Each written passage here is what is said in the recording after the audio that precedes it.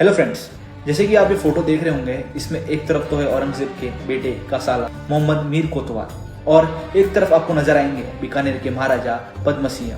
ये जानते हैं इन दोनों के बीच में क्या घटना हुई जो हमें कभी इतिहास में पढ़ाई नहीं की। एक हिरन को लेकर कोतवाल मीर मोहम्मद और बीकानेर राजकुमार मोहन सिंह के बीच कहा सुनी होगी। मोहन सिंह अकेले थे और मीर मोहम्मद के साथ उनके कई सहयोगी थे। सबने एक साथ मोहन सिंह पर हमला करा। उनमें से किसी एक ने मोहन सिंह के पीठ पर घाव कर दिया, इससे खून से लथपथ होकर मोहन सिंह जमीन पर गिर पड़े।